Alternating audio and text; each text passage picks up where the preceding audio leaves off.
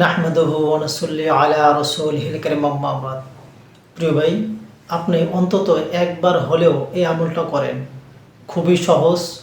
হাসপাতাল, চিকিৎসক কিংবা ডাক্তারের কাছে যাওয়ার পূর্বে অন্তত একবার হলেও আপনি আমলটা করেন। তাহলে দেখা যাবে সহজ আমল করার কারণে আপনার হাজার হাজার টাকা বেঁচে যাবে।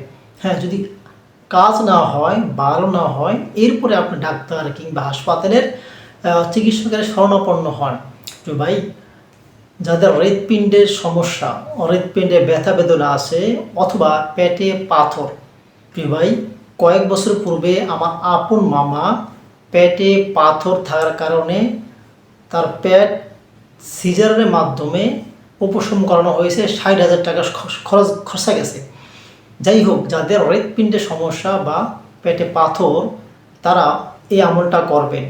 সূরা আলাম নাশরাহ লাকা সদরক এটা পড়বেন। পড়ার পূর্বে অবশ্যই পাক পবিত্র হয়ে নেবেন, অর্থাৎ শরীরে পাক থাকতে হবে এবং উজু করে নেবেন।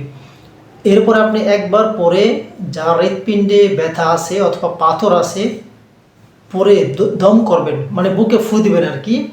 পরে ফু দিলে ইনশাল্লাহ 1 সপ্তাহের মধ্যে আশা করা যায়, আল্লাহ চান তো, আপনার হৃৎপিণ্ডের ব্যথা বেদনা দূর হয়ে যাবে এবং পেটে যে পাথর সেটাও উপশম হবে ইনশাআল্লাহ। প্রিয় ভাই, এরপরে যদি 1 সপ্তাহের মধ্যে কার্যকর না হয়, তারপর দ্বিতীয় সপ্তাহে আবার আপনি একবার পরে ফু দিবেন। দ্বিতীয় সপ্তাহে যদি না হয়, তৃতীয় সপ্তাহে লাগাবেন। তৃতীয় সপ্তাহে পরে ফু দিবেন, ইনশাল্লাহ আল্লাহ চান তো ভালো হয়ে যাবে। এরপর যদি ভালো বা কার্যকর না হয়, তাহলে আপনি হাসপাতাল কিংবা ডাক্তারের কাছে যান।